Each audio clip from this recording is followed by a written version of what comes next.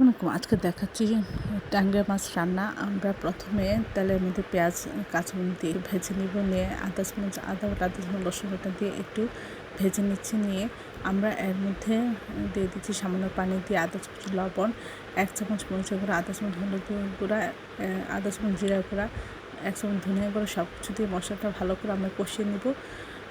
আর এর মধ্যে সামান্য একটু লবণ, হলুদের গুঁড়া এবং মরিচের গুঁড়া দিয়ে আমরা মাছটা মাখিয়ে আমরা ঝোলের মধ্যে দিয়ে দিচ্ছি। দিয়ে এটা আমরা সব কিছু একসাথে খুব ভালো করে কষিয়ে নিব। এটা আমরা ভেজে রান্না করতেছি না, কষিয়ে রান্না করতেছি। অনেকক্ষণ আমরা কষানোর পরে পরিমাণ মতো ঝোল দিয়ে আমরা রান্না করব। ঝোলটা কমে মাখা মাখা হয়ে গেলে আমরা এটা নামিয়ে পরিবেশন করব এবং সব কিছু ঠিক আছে কিনা সেটা দেখব। এভাবে ট্যাংরা মাছ রান্না করলে অসম্ভব মজা হয়, খেতে অসাধারণ লাগে। মাছগুলিও ভেঙে যায় না, দেখতেও সুন্দর এবং খেতে অসাধারণ লাগে। এভাবে আপনারা একবার হলে রেসিপিটা ট্রাই করবেন। সবাই আমার চ্যানেলটি লাইক করবেন, শেয়ার দেবেন, সাবস্ক্রাইব করবেন। আমি প্রয়োজনকে বেশি বেশি করে শেয়ার দেবেন। আমার চ্যানেলে সব রকম রান্নার রেসিপি রয়েছে, সেগুলো দেখবেন।